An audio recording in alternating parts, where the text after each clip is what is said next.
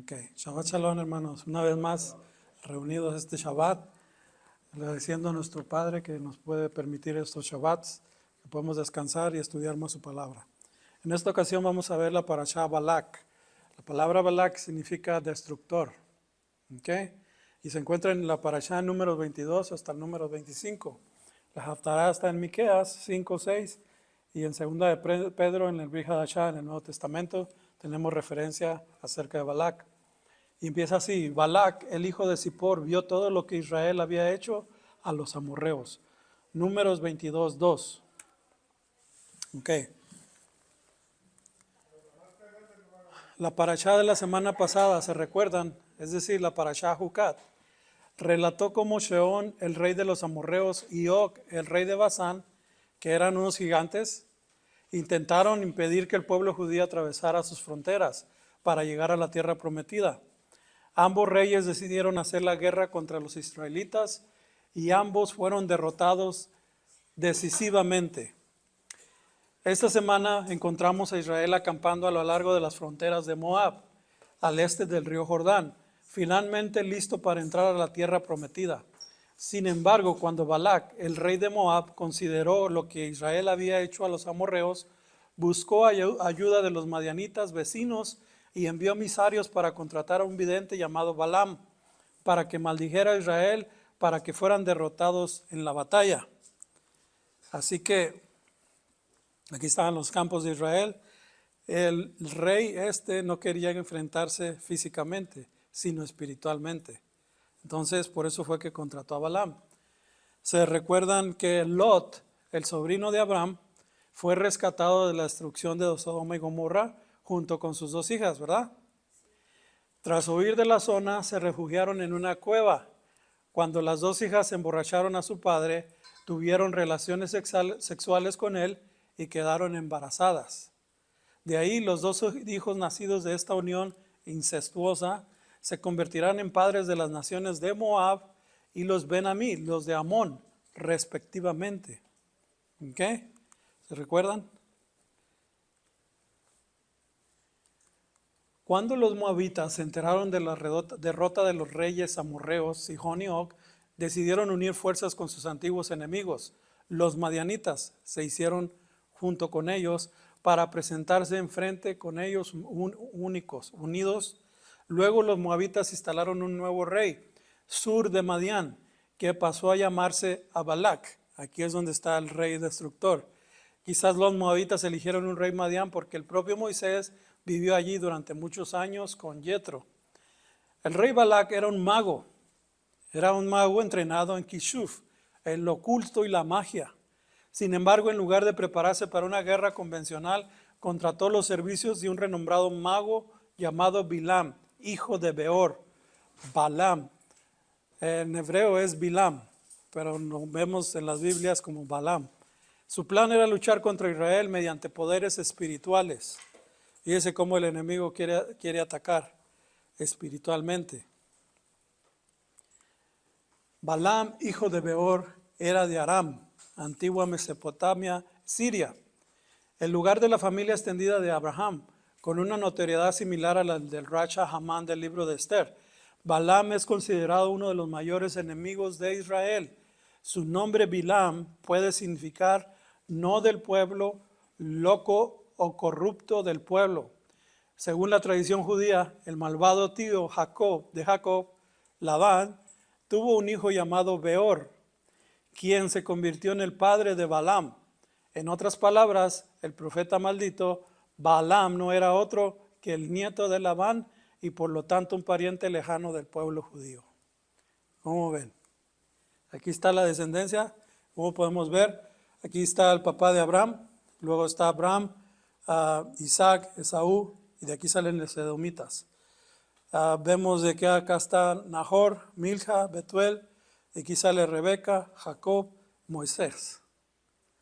Pero de esta misma de Betuel sale Labán, Beor y Balaam, que lo estamos viendo el día. Así que son como primos lejanos.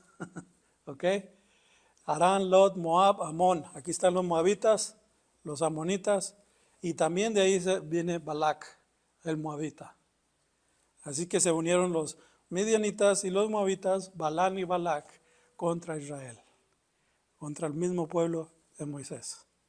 ¿Ok? Muy bien. El texto implica que Bilam tenía algún conocimiento real del Dios de Israel, pero ¿por qué el Señor le dio el don de la profecía? Según algunos de los sabios, el Señor le permitió convertirse en profeta para que las naciones no pudieran afirmar: si Dios no nos hubiera dado un profeta tan grande como Moisés, también hubiéramos servido al Señor. Bilam también es una lección objetiva para todos aquellos que intentan manipular al Señor con propósitos malvados. Más tarde fue asesinado por Yehoshua. Cuando intentó una vez más maldecir al pueblo de Israel, el rey Balac lo buscó porque erróneamente pensó que este profeta podría de alguna manera manipular al Señor para que se volviera contra su pueblo. Así que Yehoshua fue el que lo acabó matando a Balaam. Balaam es mencionado no menos de 51 veces en las Escrituras. Así que comenzando con el relato dado en la Parashá Balac en Números 22, más tarde murió en la batalla entre Israel y los madianitas en Números 31, también se le menciona en Deuteronomio 23, Josué 13, 24, Miqueas 6:5 y Nehemías 13:2.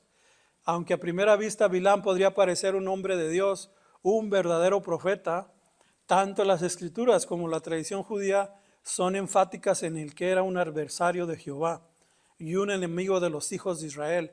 Su supuesta brujería condujo a la locura y a la muerte. Las Escrituras del Nuevo Testamento hablan del camino de Balaam, hijo de Beor, que amaba la ganancia de la maldad. En 2 de Pedro 2:15, el error de Balaam, y Judas 1:11, la enseñanza de Balaam, que enseñó a Balac a poner tropiezo a los hijos de Israel, en Apocalipsis 2:14.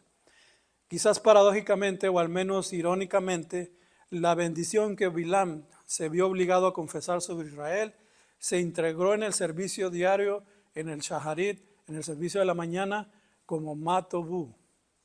De este profeta viene el canto de Matobu, que se canta todos los Shabbats en todas las sinagogas alrededor del mundo. Pero como podemos ver, esto lleva a la locura este hombre, este profeta, porque la voluntad de Bilam era maldecir al pueblo de Dios y esto enfureció al Señor. En el camino a realizar sus maldiciones sobreviene una ironía. Bilam es reprendido por su asna que envió al ángel de Jehová, que envió para bloquear su camino. El llamado gran hombre no podía controlar a su propio burro con sus palabras. ¿Cómo sería entonces eficaz para maldecir a Israel? Esto es, Balaam iba en su asna montado, de repente en el camino se le aparece el ángel de Jehová, listo para matar a Balaam por camino que llevaba. Balaam no lo ve, el burro sí lo ve y se detiene. Eso pasa una segunda vez, pasa la tercera vez donde está en un camino estrecho y ya no hay por dónde pasar. El asna se recarga en la pared y le apucha la pierna a Balaam. Balaam se enoja y lo golpea, la golpea y le dice: ¿por qué no caminas? Si tuviera una espada ahorita mismo te mataba. Entonces dice que Dios le abrió la boca a la asna para que hablara y reprendió a Balaam y le dijo: siempre te he llevado, siempre te he cargado, nunca me he quejado, ¿por qué me pegas entonces? Dice: pues no quieres pasar. Pues ahí está el ángel de Jehová. Y luego fue cuando vio Bilam que el ángel de Jehová, y entonces se agachó al suelo y pidió perdón. ¿Ok?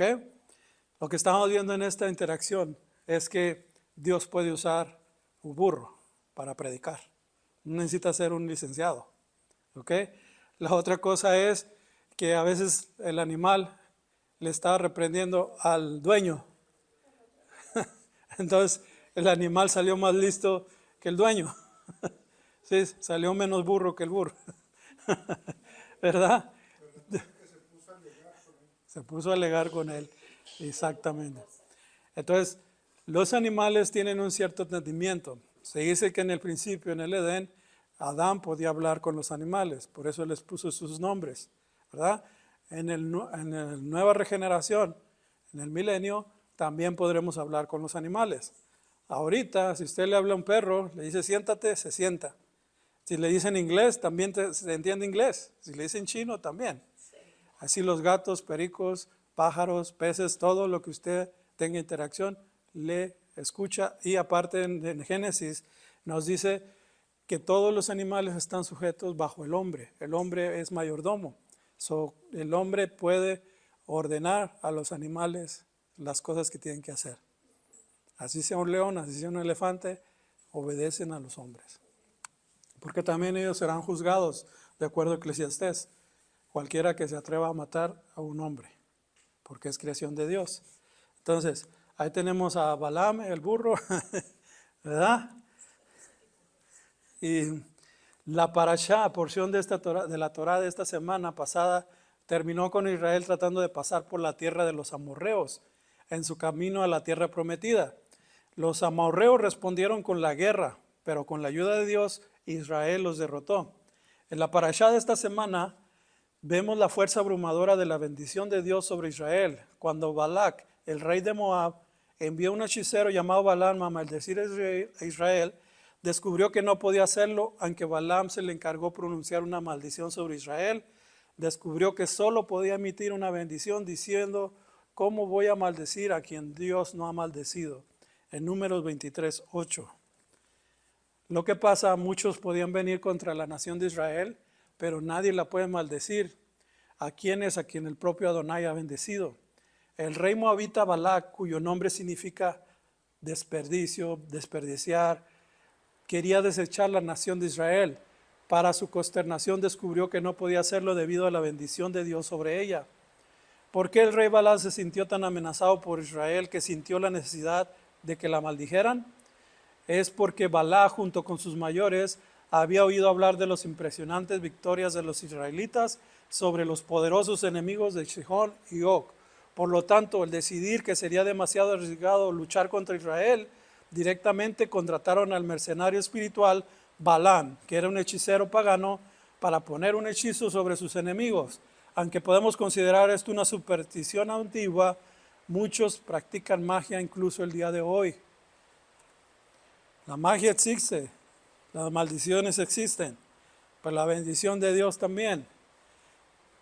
Micaías habla proféticamente de los Hajarit Hayamim, los últimos días, es el que empieza a predicar.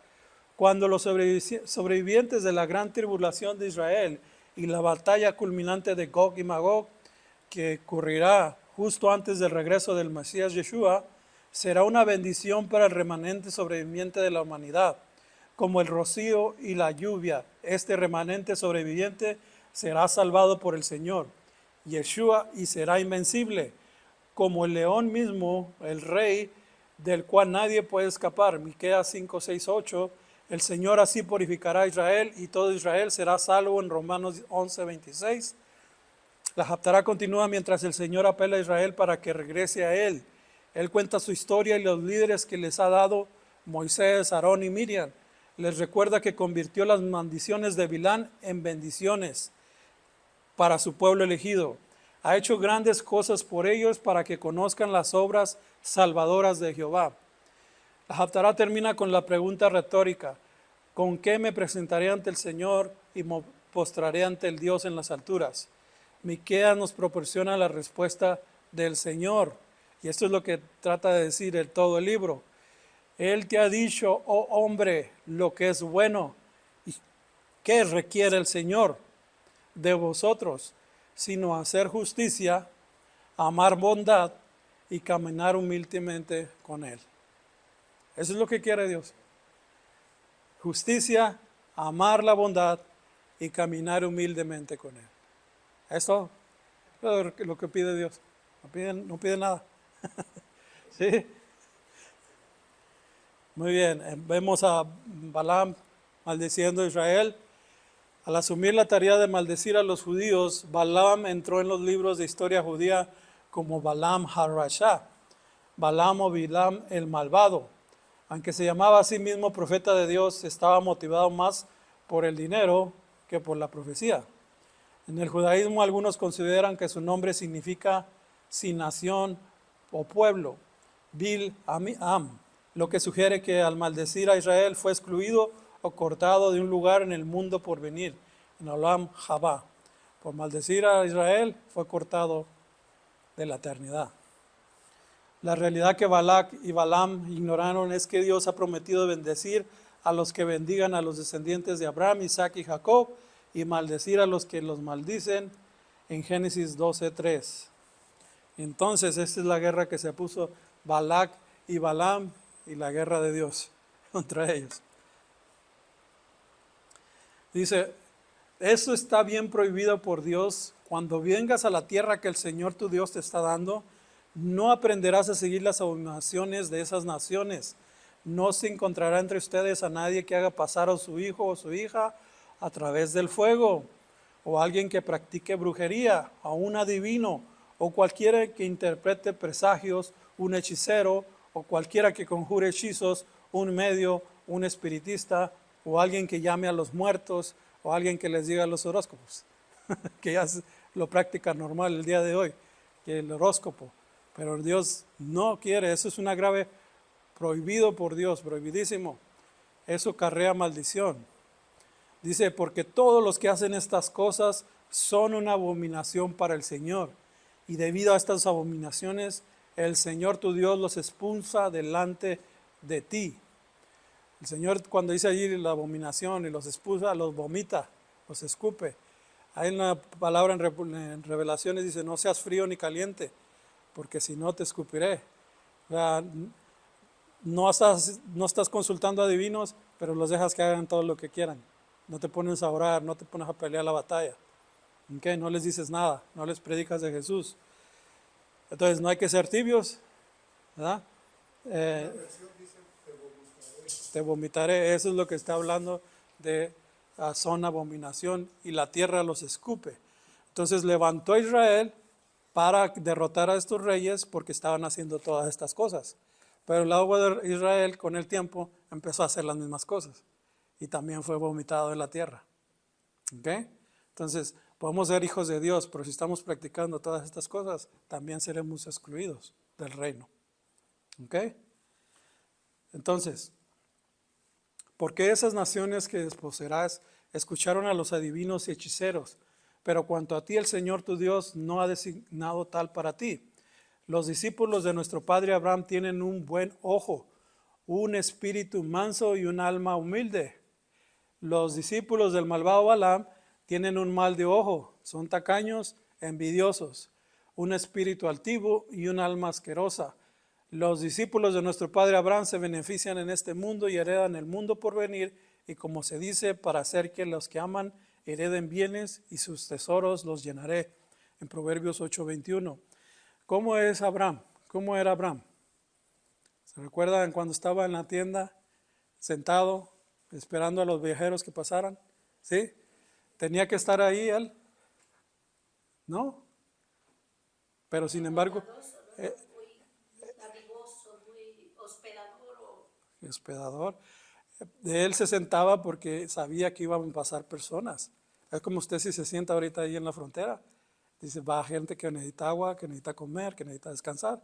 Ahí se sentaba y esperando a la gente para darles la bendición. ¿Ok? De lo que él tenía. Eso es lo que hacía Abraham. ¿Qué haría Bilam? Si se sentara ahí, sería para robarlos o quitarles lo que trajeran. Sería lo contrario.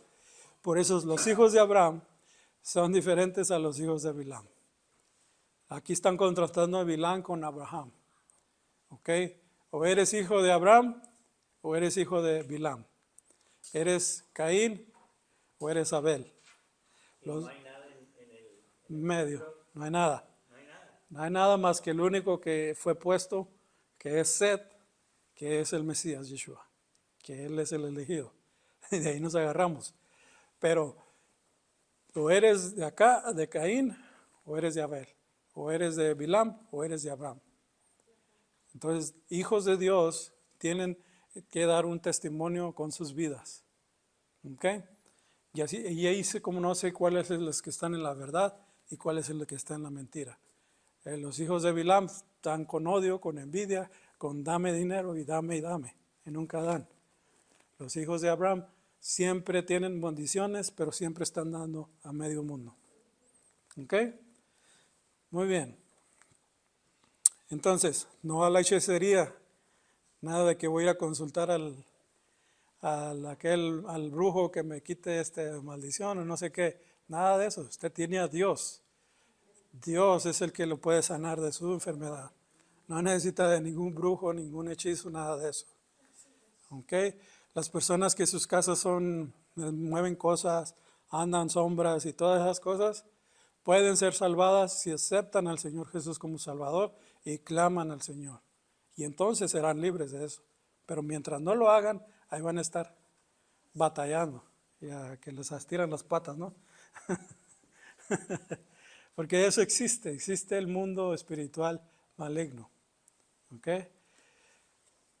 Cuando Bilam vio que no podía prevalecer contra Israel con sus palabras y dio la estrategia diferente para derrotarlos, aconsejó a Balac que levantara tiendas de campaña cerca del campamento israelita, entonces en Sitín, y que sentara ancianas en sus puertas para vender prendas de lino a los israelitas.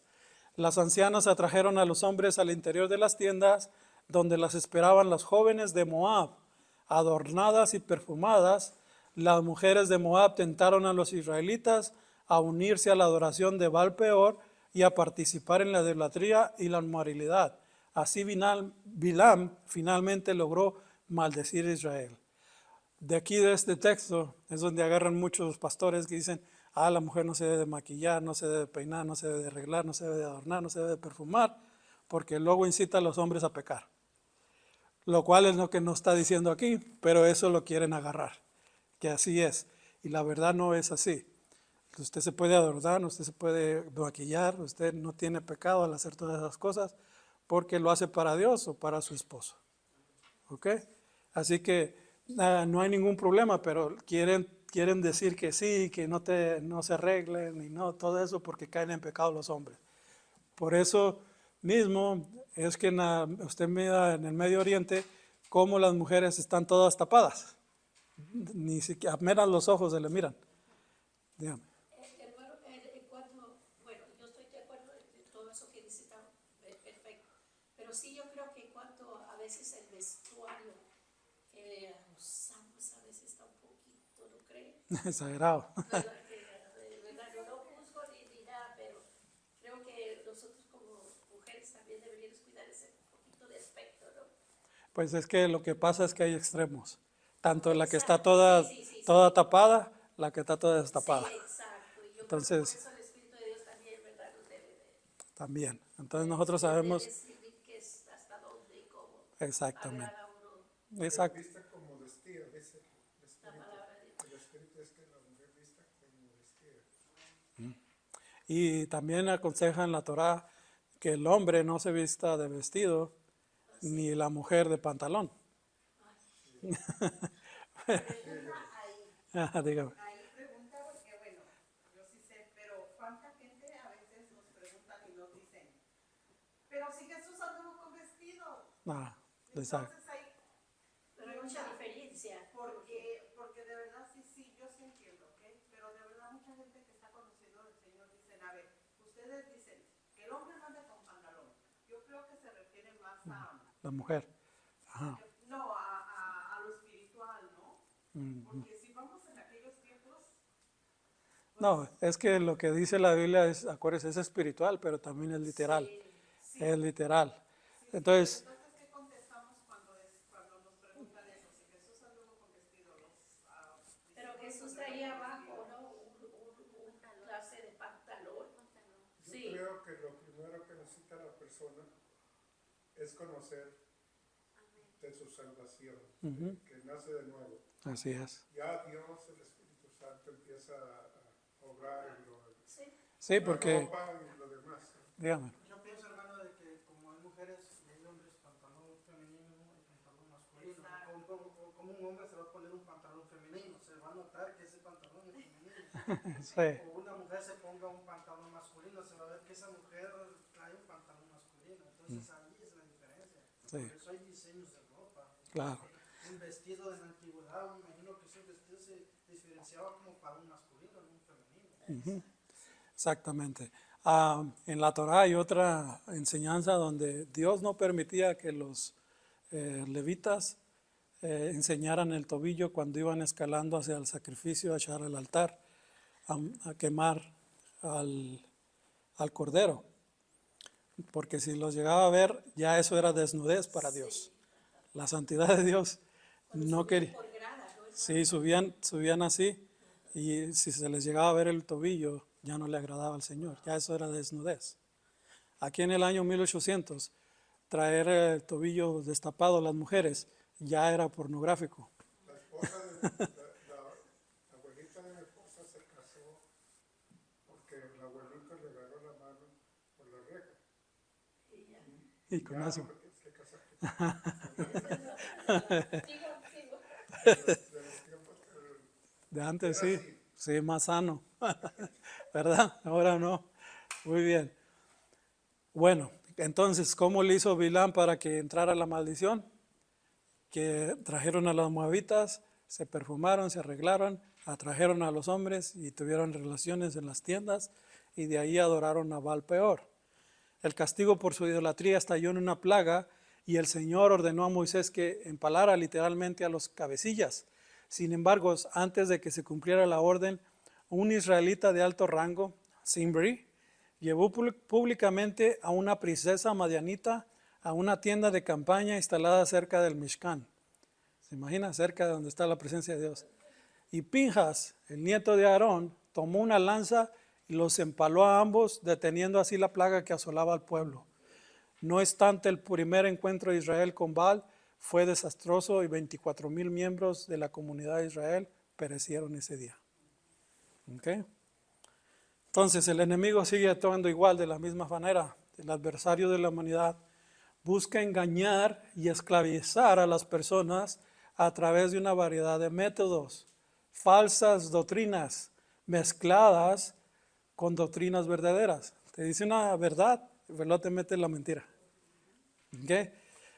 Falsas religiones, tentaciones carnales a través de espiritistas, libros, televisión, internet y más cosas, ¿verdad?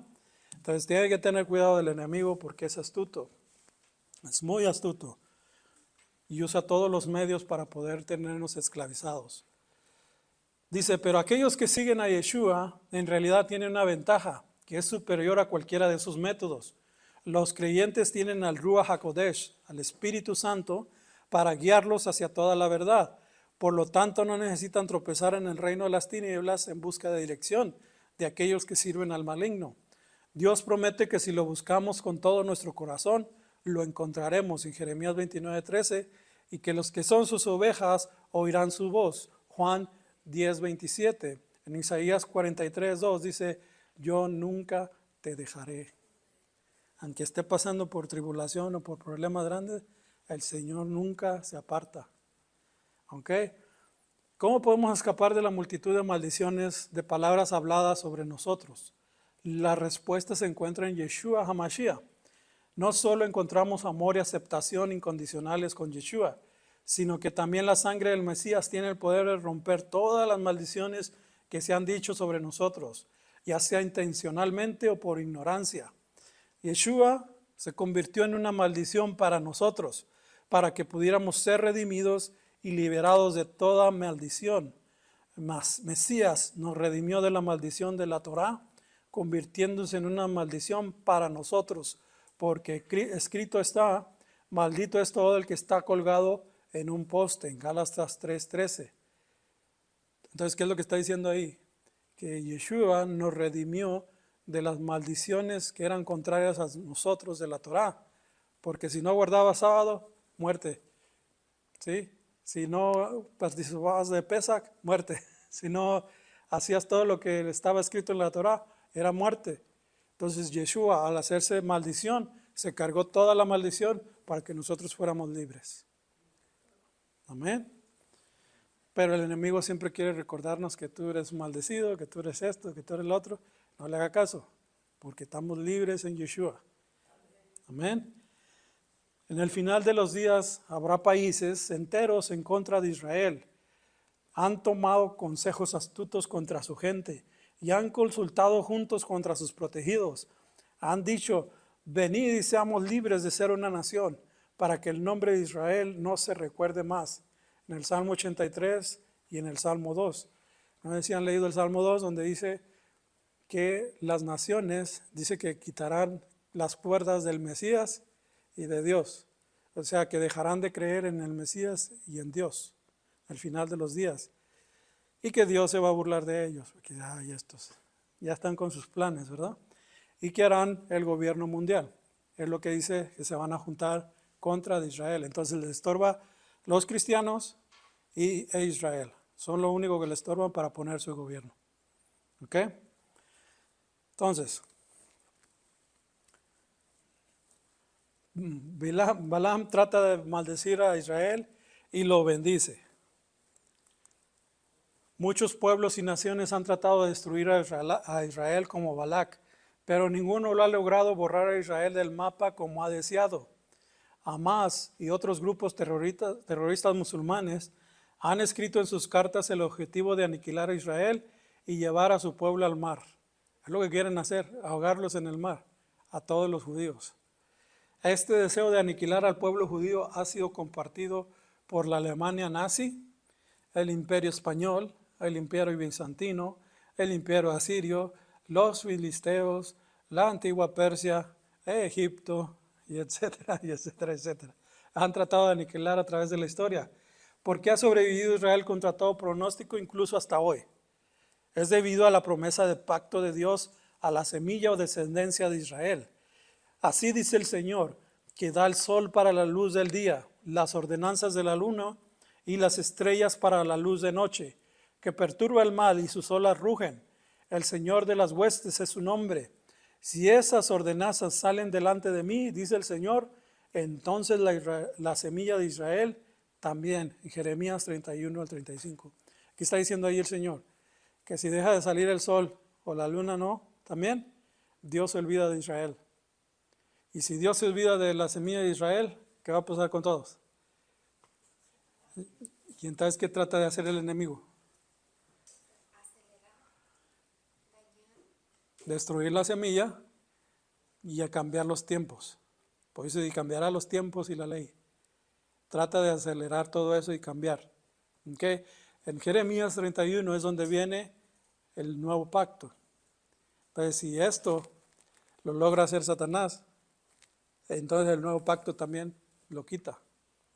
Y se olvida Dios de todo el universo, de todos nosotros. Por eso es tan importante para él aniquilar a los judíos. Aniquilando a los judíos ya no hay nada. Todo se queda con él. Por eso es la persecución de a través de los siglos. Pero como dice Dios, como hay sol y como hay luna, también israelitas van a seguir habiendo. ¿Ok? Al final de los días, sí, dígame. La palabra hostías, el Señor de las hostías, la segunda línea de abajo. Está mal Hostías escrito. es ejército. Ejército. Sebaot. Nunca había oído esa palabra. Hostes es en inglés, ¿verdad? ¿Cómo? Huestes. Host. Lo Host. pusieron en Textbasic. Lord of hosts. Spanglish. ¿Es? Spanglish. Okay. A medida que el mundo se vuelve más oscuro y aterrador, muchas personas buscan la guía del consuelo de tales brujos y otros expertos en las artes ocultas. Pero como pueblo de Dios debemos salir de entre ellos y separarnos. 2 Corintios 6:17. Saben que Pablo llegó a un pueblo, empezó a predicar de Yeshua. La mayoría del pueblo eran brujos. Y dice que todos agarraron en medio de la ciudad, aventaron los libros y los quemaron. En aquel tiempo los libros eran de plata, de cobre, eran valiosísimos. Y eran alrededor de 50 millones, dice, bueno, actualizado, de dólares que estaban quemando en esa ciudad, convirtiéndose al Señor Yeshua. Así que llevar el Evangelio sí funciona. ¿Okay? Solo hay una manera de que Israel pueda ser derrotado, es decir, a través de su propio pecado, alejándose de Dios. Esto es lo que le pasó al pueblo de Israel en esta parashá. Aunque Balac y Balaam fracasaron en traer una maldición sobre Israel, trajeron la destrucción sobre sí mismos a cometer inmoralidad sexual con las mujeres moabitas y a adorar a su dios Baal-peor.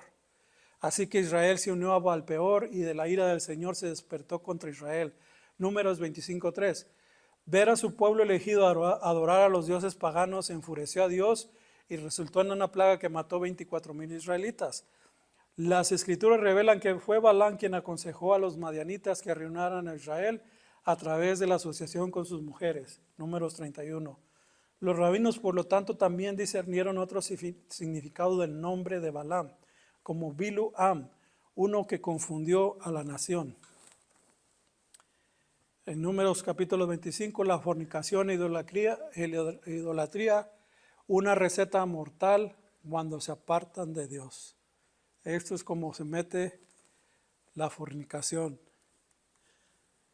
Yeshua también se refirió a Balaam diciendo a los creyentes en Pérgamo: sin embargo, tengo algunas cosas en contra. Hay gente ahí que se aferra a la enseñanza de Balaam, que enseñó a Balac a traer a los israelitas a pecar, comiendo comida sacrificada a los ídolos y cometiendo inmoralidad sexual. Eso es los que aman, que creen en Yeshua, pero todavía está bien que no se casen, que tengan relaciones sexuales, que estén de parranda, que estén con uno, con otra, y están bien. Esa es la teología de Balaam, y eso es inmoralidad sexual. Ahora, Pedro hizo referencia a Balaam en sus advertencias a los creyentes que el pueblo de Dios de hoy prestar atención. Dice, han dejado el camino recto y han vagado para seguir el camino de Balaam, hijo de Beor, que amaba los salarios de la maldad, pero fue reprendido por sus malas acciones por un burro, una bestia sin hablar, que habló con la voz de un hombre y contuvo la locura del profeta. Estos hombres son manantiales sin agua y nieblas impulsadas por una tormenta. La oscuridad más negra está reservada para ellos, porque tienen palabras vacías y jactanciosas, y al apelar a los deseos lujuriosos de la naturaleza humana pecaminosa, atraen a las personas que están escapando de aquellos que viven en el error. Segunda de Pedro 2:15. Este tipo de enseñanza es un tipo de enseñanza donde están enseñando mentiras con verdad. Y uno de estos casos es que puedes tener 10 mujeres y seguir siendo hijo de Dios. Eso es lo que enseñan en la iglesia mormón. Ellos pueden casarse con varias personas y pueden compartirse todas las esposas. Y creen en Jesús. ¿Dónde creen que está el Joseph Smith? Con esa enseñanza, apartado del pueblo. ¿Sí? Y se llevó un montón de gente con él. Y hasta el día de hoy. ¿Ok? Eso es el camino de Balaam. Exactamente eso es lo que se refiere. ¿Por qué les enseñaba todas esas mentiras? Solamente por dinero y por la inmoralidad sexual. ¿Ok? Muy bien. Entonces, ¿quién era Baal-peor? Baal-peor era un dios pagano asqueroso. Tenían que estar enfrente de él, haciendo del baño, teniendo relaciones sexuales enfrente de él, y de esa manera adoraban a este demonio, a este santo, pues. Ese era Baal-peor, y eso es lo que le molestó. Siendo Dios un Dios limpio, un Dios sano, un Dios agradable, el israelita empezarse a meter con un Dios pagano de lo peor. ¿Okay? Ese era Baal-peor, y eso es lo que adoraron los israelitas. ¿Por qué hay tantas advertencias sobre Balaam y cómo son relevantes para nosotros hoy? Balaam, incluso después de no maldecir directamente a Israel, continuó asociándose y cooperando con aquellos que buscaban la destrucción de Israel. Hay algunos dentro de la iglesia cristiana y mesiánica que no solo se asocian, sino que también apoyan financieramente a personas, organizaciones benéficas y causas con una agenda anti-israelí e incluso antisemita. Tengan cuidado que el pueblo de Dios se disocie de aquellos que maldicen a Israel y enseñan mentiras antisemitas. Que los seguidores de Yeshua, tanto judíos como gentiles, elijan estar con Israel hasta el final y continuar en santidad. En resumen, Balac, el destructor o desechado, y Bilam, el malvado, profeta vendido, quieren distraer a Israel y al final la bendicen en revés de lo que Dios sabe hacer. El diablo y sus demonios tratan de destruir a Israel y todo creyente en Dios, y al final todo lo que hizo será de bendición. Todo lo que el enemigo que crucificó al Señor se convirtió en bendición. que va a tratar de matar a Israel, que manda a los nazis y hacen el holocausto, le da la nación de Israel. Va a tratar de matar a todos los seguidores de Yeshua al final de los tiempos y va a traer el milenio. Todo lo que trata de hacer de maldición se convierte en bendición. Eso es lo que Dios le da al revés.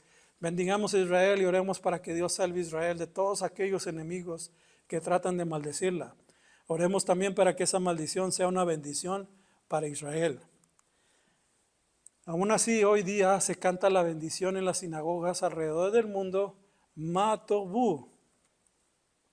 Y estaba así, Matobu, Ojaleja Yaakov, Mishkenoteja Israel, Bani Berrojas Deja, Beyabo Beiteja, Eshtaja Be El Ejal, Kodsheja Beirateja.